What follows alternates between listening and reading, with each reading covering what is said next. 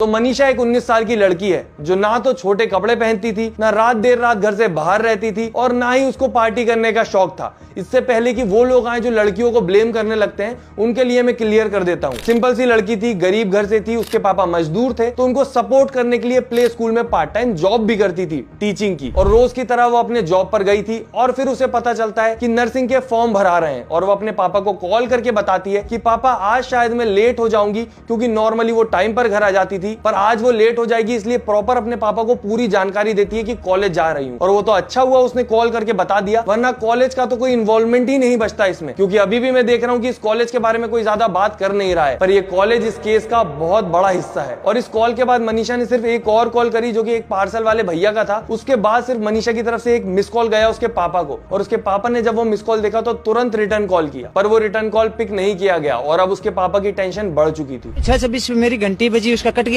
फिर मैंने 6:26 मतलब पूरी नहीं हुई थी, कुछ सेकंड बची हुई थी, मैंने उसके साथ अपना फोन उठाया, साथ ही साथ कॉल किया तो फोन बंद था। कल रात में उसका फोन 12:04-5 के ऊपर ऑन हुआ है, उसके बाद बंद हो गया है।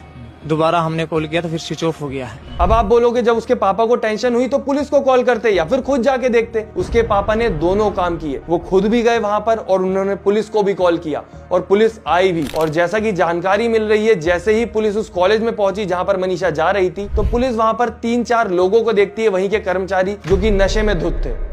अब ये सारा सिनारियो देख के आपके दिमाग में आ रहा होगा, अब तो समझ आ गया भाई, कॉलेज की तरफ से कुछ गड़बड़ होगी तो पुलिस वालों ने कुछ स्ट्रिक्ट एक्शन लिया होगा। पर नहीं, पुलिस ने नॉर्मली उनसे पूछा कि क्या तुमने मनीषा को देखा है, उन्होंने बोला नहीं, और पुलिस अपने काम पर वापस आगे बढ़ गई। तो जब लड़की के पापा ने पुलिस वालों को बोला कि आप उनसे पूछताछ करो, कुछ पता करो, कुछ गड़बड़ लग रही है मुझे, मेरी बेटी इतनी देर तक बाहर नहीं रहती, तो पुलिस ने वही किया जो हमेशा किया जाता है, विक्टिम ब्लेमिंग। उन्होंने कहा तुम्हारी बेटी किसी लड़के के साथ भाग गई होगी, आ जाएगी 3-4 दिन में अपने शादी का कार्ड लेके, शादी करके, तब तुम्हें सब पता चल जाएगा। भाग भुग्गी होगी, आ जाएगी 1-2 दिन के अंदर, 2-4 दिन के अंदर आ जाएगी। बोला क्यों घबरा रहा है? मनीषा के पापा की हालत सोचिए आप, वो परेशानी में, अपनी बेटी के टेंशन में जिसके पास हेल्प लेने गए, वो हेल्प करने की जगह उन्हीं को डरा रहा है और उनके दिमाग में गलत गलत सिनारियो डाल रहा है। क्या हम इसके लिए टैक्स भरते हैं कि जब हमें परेशानी हो तो हमें और डराया जाए? और ये जो रिपोर्ट थी 11 तारीख को की गई थी और 13 तारीख को मनीषा के पापा को वही खबर मिली जो उनके लिए सबसे बुरी थी। और इस खबर के साथ अपनी बेटी की बॉडी की जो हालत उन्होंने देखी, वो कोई भी अगर देख लेगा तो उसकी रूह कांप जाएगी, चाहे आपका रिश्ता मनीषा से हो